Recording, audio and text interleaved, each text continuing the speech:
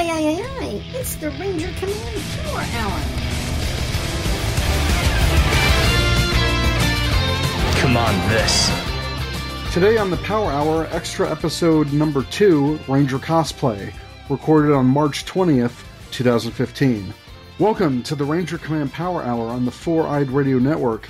It's time to Ranger up with your hosts. I'm Eric, also known as TrekkieV47. And I'm Zach, also known as the Cinema Slob. This extra episode is brought to you by our patrons on Patreon. Go to patreon.com/RangerCommandPH to learn more about supporting Ranger Command Power Hour. Today we have a special guest co-host joining us, Chris Cantada. Chris Cantada is a cosplayer from the Philippines whose YouTube channel has over 18,000 subscribers and over 2 million views. He cosplays Power Rangers, Star Wars, and Ninja Turtles. On his channel, he has done Power Rangers drum covers, toy and episode reviews, cosplay skits, and more. Currently, he is an actor in the upcoming Philippine series called Mythos later this year. So, welcome to Ranger Command, Chris. Hey guys, it's good to be here. Welcome to the insanity. All right. It's good to have you here. So, I started watching your YouTube videos about a year ago, and I was always really impressed with how funny your videos are, especially your skits. Yeah. It's Morphin time! Legendary Ranger mode, Mighty Morphin! Huh? Wait a minute. Let's try that again. Legendary Ranger mode, in space! What? One last time. Legendary Ranger mode, CO! Oh. Bondi of Japan.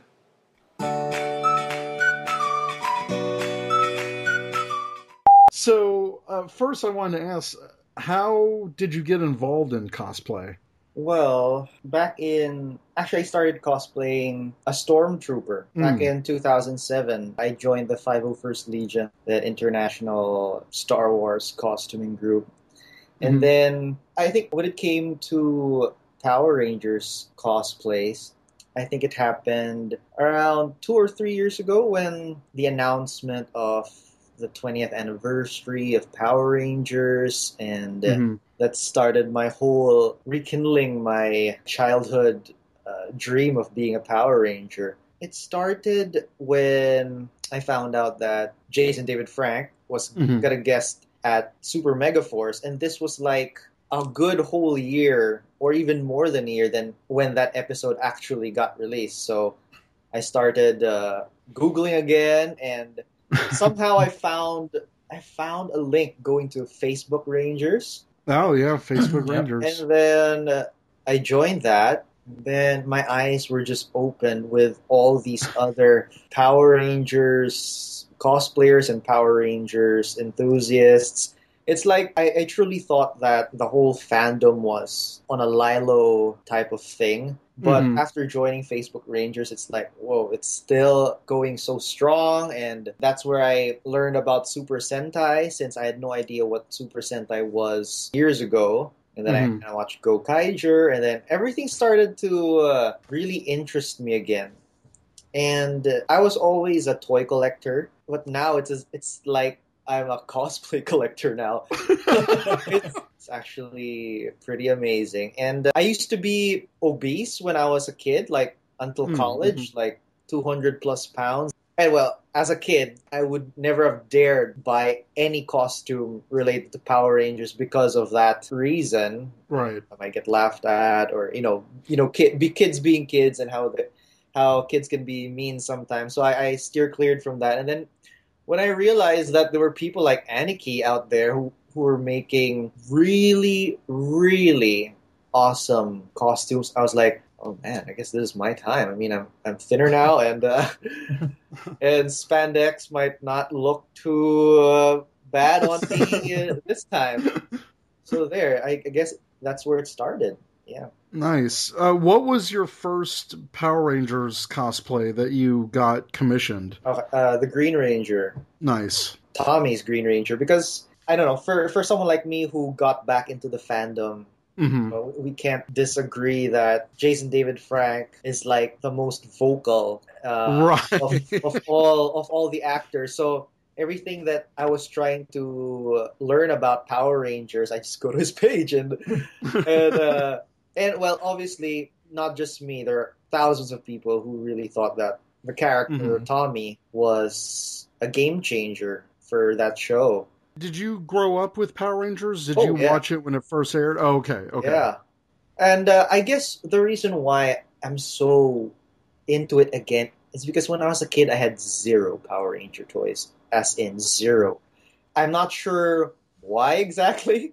I'm not sure. I don't remember if the toys were available here or my parents just found a way to steer clear me from the Power Rangers aisle. But for sure, I remember so into Power Rangers, and I frequent the States a lot when I was a kid. So Hmm. I got the VHS tapes, and but for sure, it was airing here. I just forget Okay. because unlike now, like we're like, oh, episode one, episode two. Back then, when Power Rangers came out, there was no chronological thing for me. An episode was an episode, and I didn't bother learning like how many episodes were there. There was for me for a kid, there was no season one, season two. It was just oh, Power Rangers is on. Hmm. So there. So every episode that came out. Well, now, like you say in your videos, you got to be canon. I love that joke going on right now. I think Yeah. that's hilarious. So after the Green Ranger, did it just kind of snowball from there? What other Ranger costumes do you have? Yeah, knowing the fact that the guy who makes my suits, Kamen Rider Custom Mask, I felt that I lucked out on that when it came to the price because obviously Aniki's suits are like in the almost $1,000 for a complete suit, Hmm. and Kamen Rider Custom Mask lives in my country. So if we take out the whole shipping thing, Right. it's amazingly cheap. Without shipping, the suit, the spandex suit, is like $50 to $60. I mean, the US, Oh, wow. the helmet without the shipping is like $130. That's So, insanely good, yeah.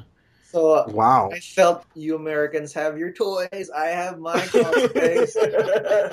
Because yeah, here the toys takes a year to get here. Like Right. right now, the ones on the pegs, we're actually lucky enough to get the legacy stuff like Saba and the movie figures. But every time, it's always a year late. When it was Megaforce there, everything here was Samurai, and now it's all Super Megaforce. So toys were very late here. But going back to the cosplays, the fact that I knew that this is actually not bad price wise, I decided I guess I could sort of collect cosplays. So after the Green Ranger, my next one was the Mighty Morphin Red because he also had the shield, and since I already had the shield, I could have two birds with one stone.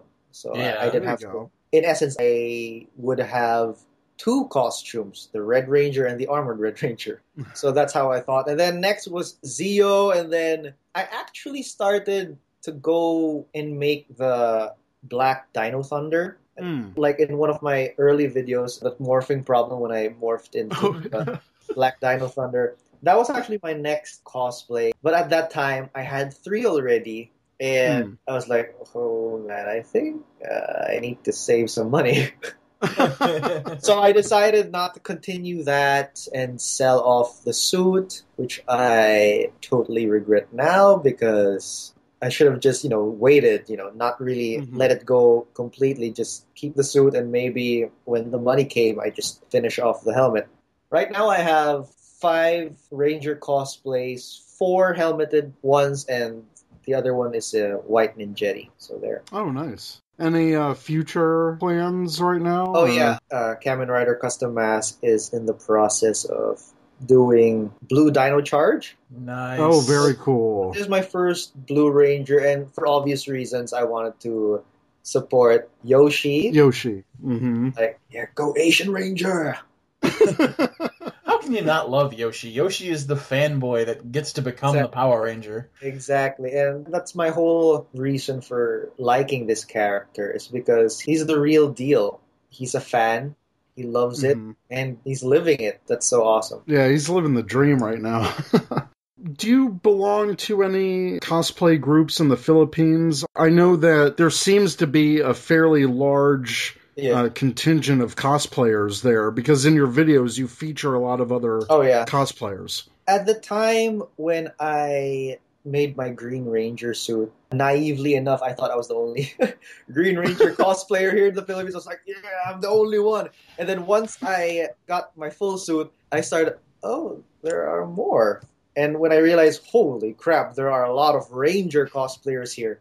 And for me, I just wanted to go to events, conventions here with other cosplayers.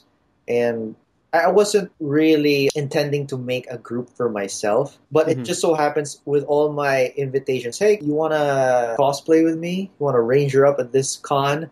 And I gathered so many people that they asked me, why don't you just form a group? And that's where I formed the group Power Rangers Cosplay Philippines.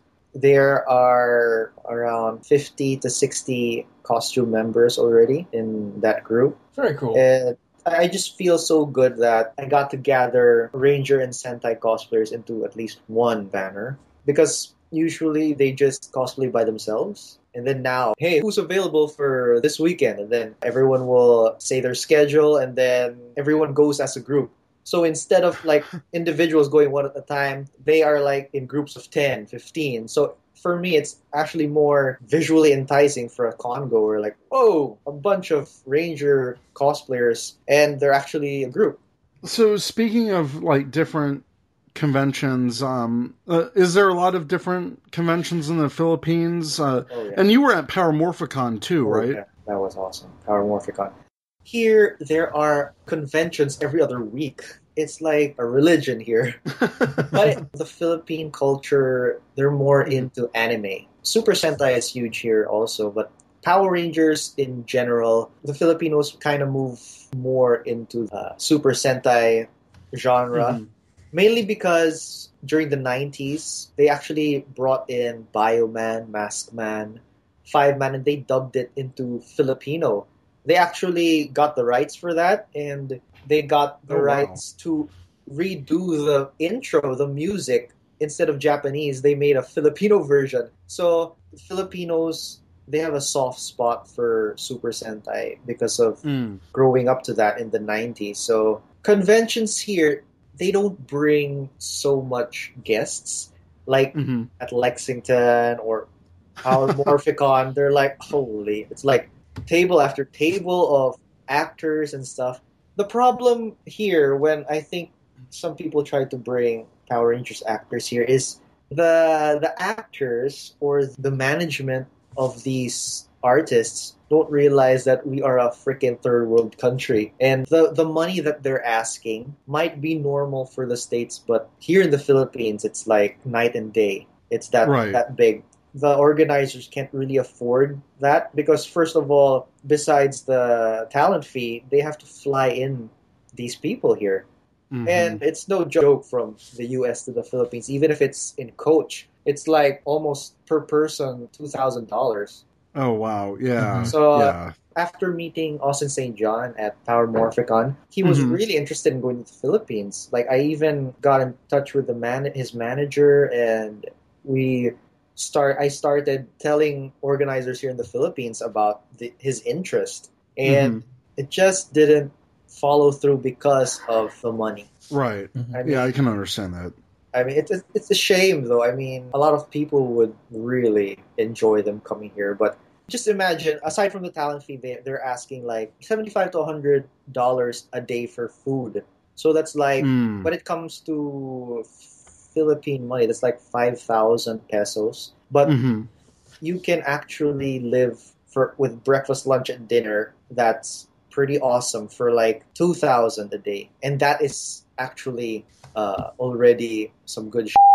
So, but you know, McDonald's here, it's like if you buy a sandwich here, it's like 20 pesos. It's not even 50 cents there. So there's a real difference when it comes to money and the cost of living. So maybe the managers and the actors don't understand that initially. Yeah, Is that we don't want to offend them by asking them Right. to lower their price. So I mean, they have to do what they have to do, and unfortunately, Mm-hmm.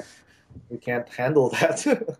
Well, That's- yeah, you went to Powermorphicon because I saw your videos and I was there too, and I think I may have seen you, but at the time I really didn't connect that was really you. Yeah. So what was who's this Powermorphicon Asian like for you? fool? Who's this Asian? No.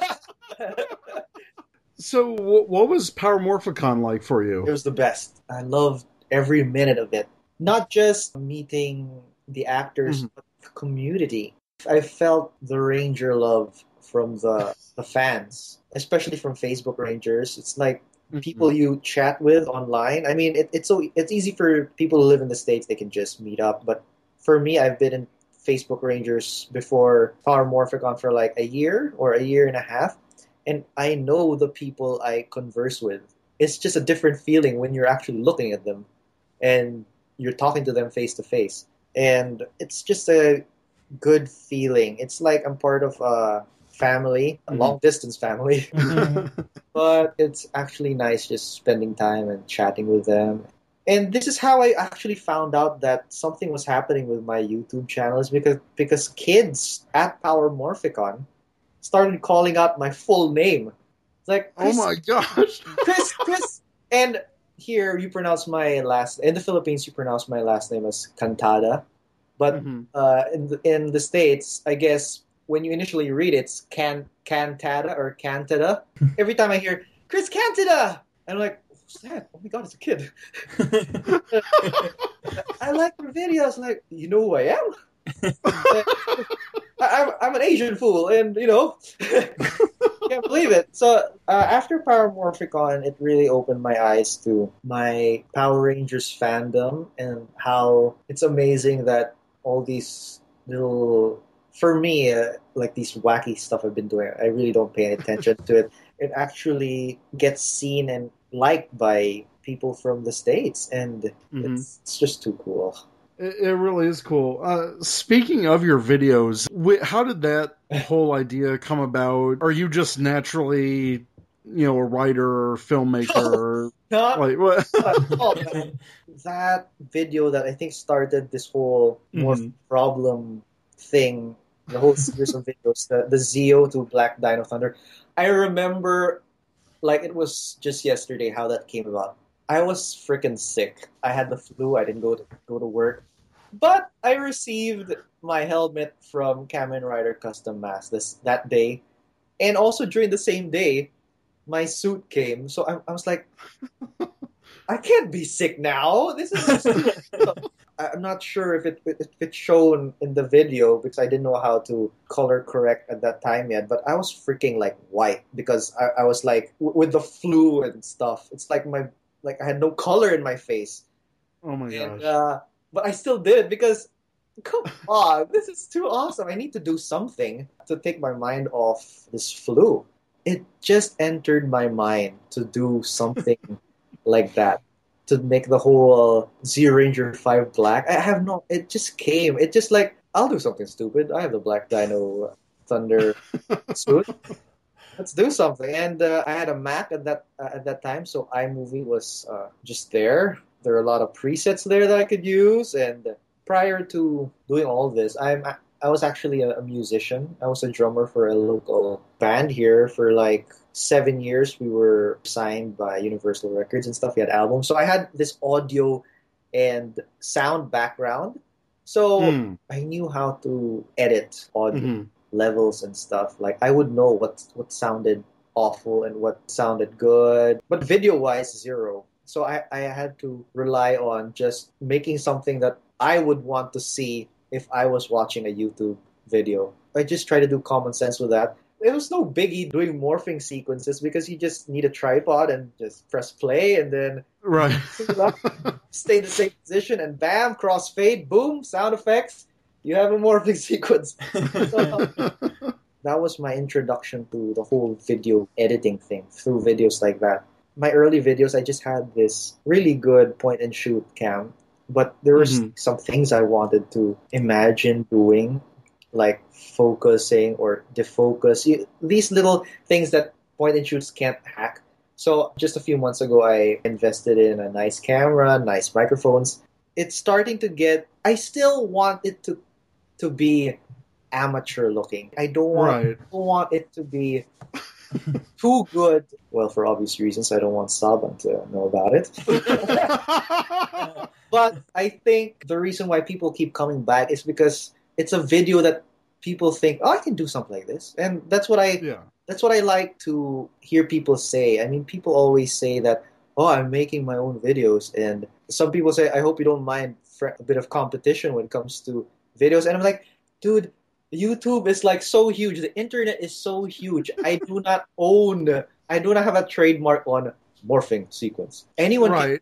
I love the fact that there are so many people doing it, and people always think that I'll get mad that people are copying me and trying to do their own thing. I'm like, dude, I'm copying these. I'm copying the show. So do what you love, do what you want, and because that's what I'm doing. And there's no competition whatsoever when it comes to me because there's plenty room for everyone doing these sorts of videos. And I watch I watch Mean Mug, the Black Ranger. I watch MMPR Toys, Andre, the Black Nerd Comedy. I love watching their stuff, and in essence, I get inspired from them. So I sort of get aspects from what they're doing, and I infuse it and try to put my own thing in it. And I'm sort of copying in a way. But in the grand scheme of things, there's so much room for everyone. And I love the fact that there are a lot of people doing stuff like this already because of the stuff I've been doing. It's a big, happy fandom, and yeah.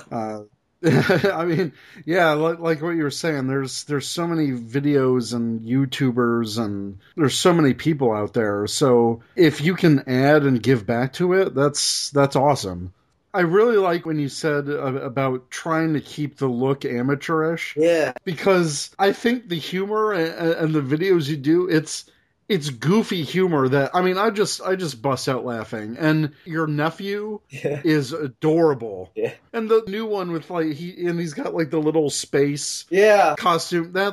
It's just hilarious. It cracks me up. Even if I'm trying to dabble with effects and stuff, it's still not film-like. And that's what I wanted to keep on doing. Like, try to still make it campy-ish. Just so that expectations of once you go hardcore pro, now that's when people will start judging your work. Like, right. But if the work is not pro enough, what can people say? Oh, you should make it. I don't know. I mean, if it has that amateur feel, the expectations of people won't be too high to be all them haters, you know? Right. And yeah, I mean, it's like, if you keep it campy and you're poking fun at yourself, no one can really bring you down, in a sense. Yeah. And even with I get a lot of hate comments, but really?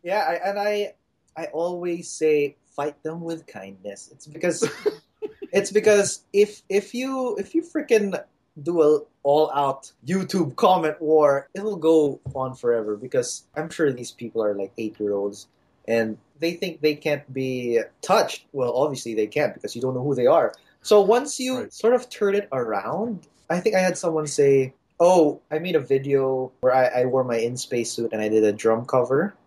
Which was awesome. That was really cool. So some weirdo just said, "You're too thin to be a Power Ranger. Your helmet, you look like a bobblehead. Your helmet is too big for your body." And in my head, I replied, "You think I'm thin? Wow, that's the best compliment I ever got." I turned it around, and no reply after that. I mean, if you can shut them up with kindness, because if you fight them, you're not the winner there. I mean, no one wins, but at least when you think of it in a positive sense, you'll always come out on top. Well, that's what I always think. Oh, that's really good advice. Okay, so you've talked about not being too pro, but at the same time, you're starting to develop a new series, right? Oh, yeah. Can you tell us more about Mythos? Sure. This is like the brainchild of a friend of mine. His name is Jason. He was my schoolmate in college, but right now his main job is a scriptwriter for a big TV network here. So his mind is like, he just busts out these creative juices every day for the shows that he writes. So with my being so vocal about all these Power Rangers things in my Facebook and stuff, he actually came up to me and said, "Hey, I'm actually thinking of doing something Toku related or Sentai Power Rangers related. Would you be interested?" And I'm like, "Where do I sign?" I'm like, I was so for it. And this was still at its conception, I guess. I mean, there weren't any suits yet. The story wasn't fleshed out. So we had a couple of meetings, just me and him, just talking about stuff and how he wanted it to be Super Sentai without being Super Sentai. Because he wanted it to have this Philippine element. And he didn't want people to compare it that much to Super Sentai. But it's so hard not to compare. I mean, you have spandex and you have helmets. So we tried our best to rearrange the genre. Instead of having the Red Ranger leader, it's now the green. And instead of the usual 5, it's 3. The red is the enemy. All that you can see from the trailer that we put out. But from the start, we wanted to get cosplayers. We wanted to get people who actually likes this genre, who actually likes doing these things. And we talked to the main people, and they were also all on board. I mean, this is totally indie. Right. None of us are getting paid. That's why we wanted to get people who wanted to do it. They wanted to use their time to be involved in something like this. All the money, holy crap, all the money that funds these things, cameras, director, costumes, my God, they're expensive. Weapons, they all came from Jason's pocket. I mean, he saved up for this. Oh, wow. This is his baby, really. And we got to shoot the trailer December so that it would have aired Christmas Day. We wanted to have a Christmas Day release of that trailer. We didn't want to show snippets of episode 1 yet because we wanted to see how this thing would go with the general public, like with Filipinos. And since it's a YouTube series, for sure there will be people abroad viewing it.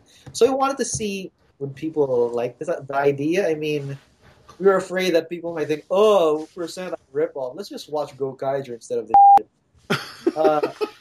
But apparently, we got so much love from the Philippine community and also from abroad. And we're so happy that people are viewing this at a positive way. I guess the only negative one is the stunts. I mean, they felt that the stunts could have been better. Everyone, even our quote-unquote the suit actors, they're all our friends. They're all cosplayers. Right. They're not stunt guys. So there was actually a school here. They call it Ninja Academy. They actually wanted to provide their service to be the stunt guys, to help train the actors. So that's why we had to take a bit of a hiatus because we wanted the stunt guys to train first so that once we shoot, it'll flow faster.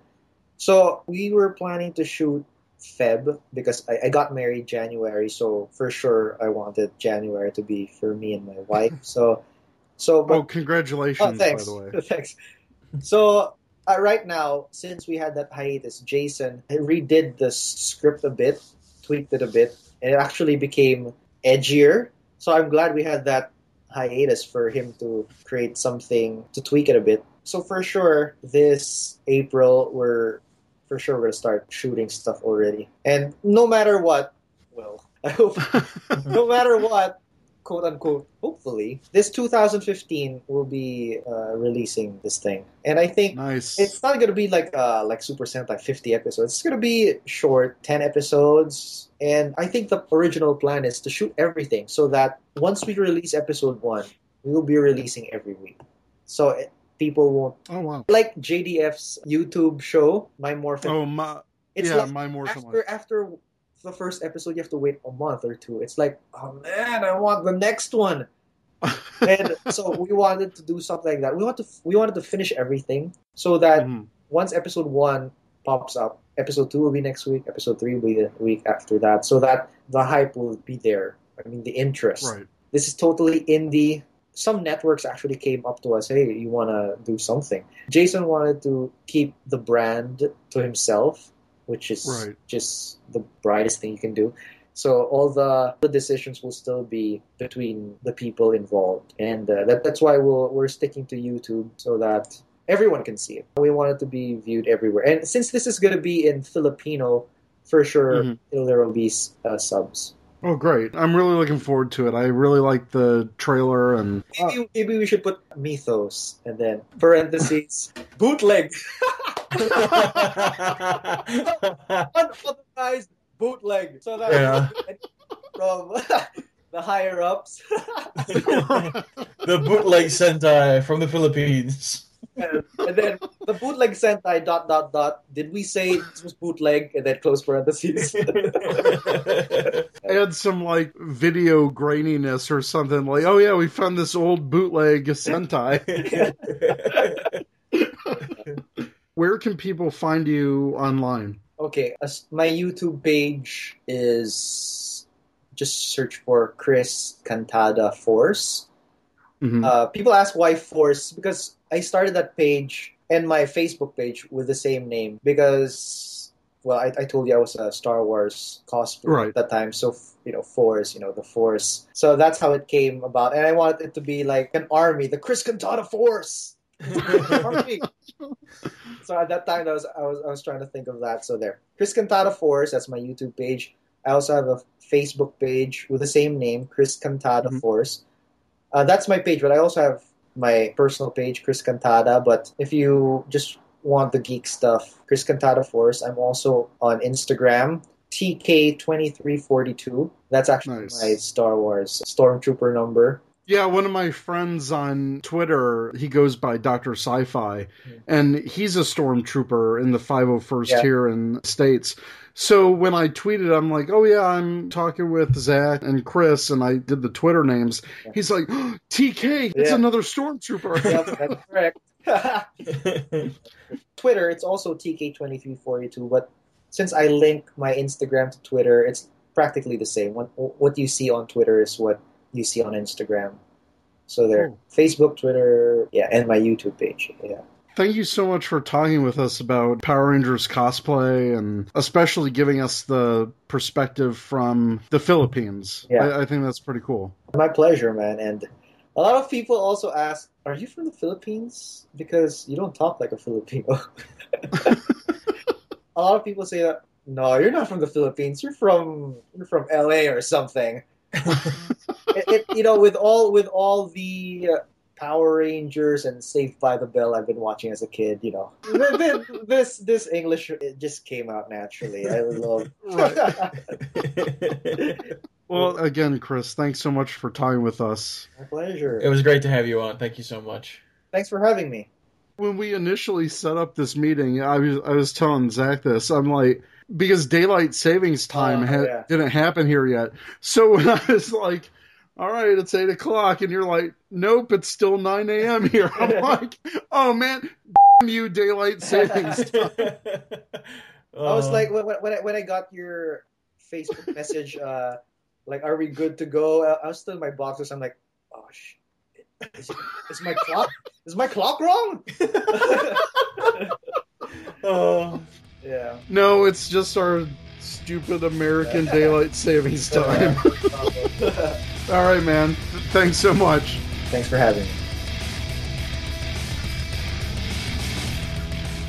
You've been listening to the Ranger Command Power Hour, only on the Four-Eyed Radio Network.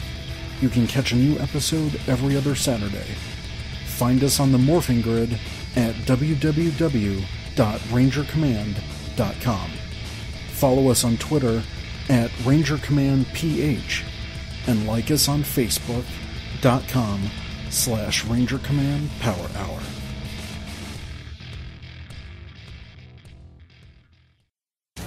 This is Truckee B47 from the Ranger Command Power Hour, and you are listening to the Four-Eyed Radio Network. Ranger Command is now on Patreon. Become a patron by pledging as much or as little as you like every month and receive cool perks. By pledging, you are helping us make our show even better. Go to patreon.com/RangerCommandPH to learn more. Thanks